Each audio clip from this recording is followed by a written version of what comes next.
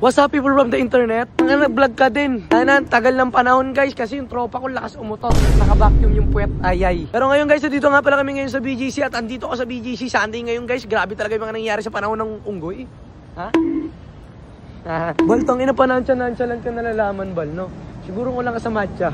Parang ang corny ko na mag-vlog. Ano ba yan?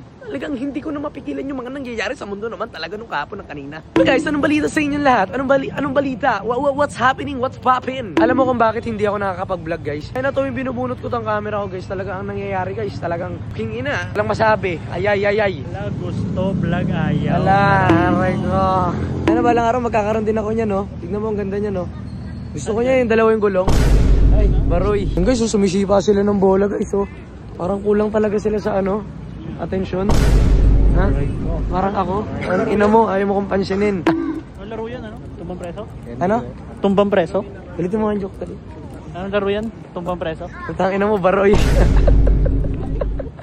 Tayo na ito scripted. Ang pangit mo naman kasama sa vlog, scripted ka. Scripted ka, pahalata ka. Huling 3 buwan ng 2025 guys, kailangan ko na magbabanat, kailangan ko na magpakita sa inyo. Alam mo kung bakit? Kasi hindi mo alam kung kailan babalik si Bato Sai. Sai, ano na? Hindi ka naman talaga naman yung mga nakarandam. Bakit? Ano meron?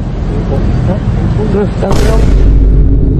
Ang lakas mang gagsti. Alam nyo guys, may mga times talaga na ganito guys. Yung tuwing Sunday talaga gusto ko talaga. Alam mo yung payapan, tahimik lang talaga naglalakad ako. Pero ginagawa ko na siyang routine ngayon guys. Kasi nga sabi ko nga kanina, huling 3 buwan ng 2025 guys. Wala na talaga akong bitaw mag-vlog pre. Nabawi na lang sa edit. Wala ka bang plan B? O, dali tawa ka unti dali Wala magkakaroon. ka bang plan B sa buhay? Yeah. Di ba nakakatawa?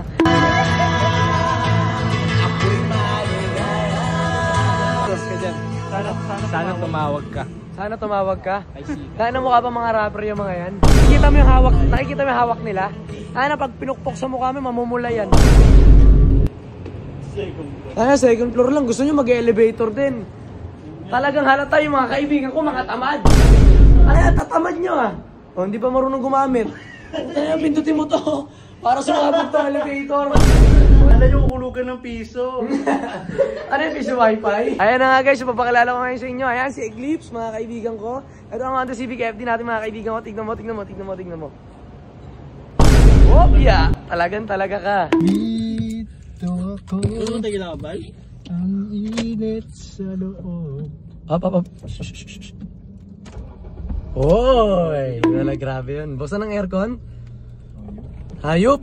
Utangin na aircon ba ito? Exhaust fan. So guys, nagpa-vlog ako ngayon guys. To brag, not to inspire. Binabrag ko to, hintayin na, huwag kayo ma-inspire. Mayabang ako eh. Utangin, baroy. Joke lang guys. Ayun guys, gusto ko na sabihin guys na kung gusto nyo magkaroon nito, Onting illegal. Real guys, gusto ko na sabihin guys na sobrang thankful ko sa inyo. Dahil kung di dahil sa inyo guys, hindi ko ma-achieve kung ano yung mga meron ako ngayon sa buhay. Mga mahal, I love you all. Nakauwi rin. Grabe guys, pagod ako ngayong araw guys. Madaling araw na ako nakatulog ngayong araw guys. Tapos nagising ako ng 9:30.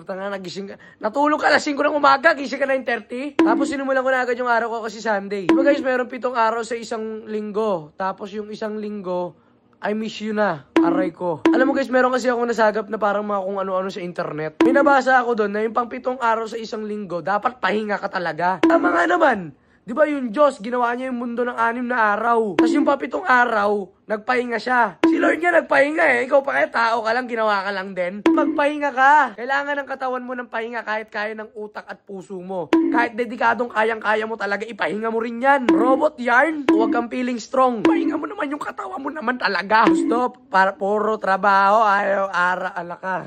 Baro. Pero yun lang guys, on the real guys, magpahinga kayo palagi kapag kailangan nyo. Mga panahon, nahihirapan kayo, mentally, financially, o kung anumang lili na yan, lumapit kayo sa kanya. Aray ko.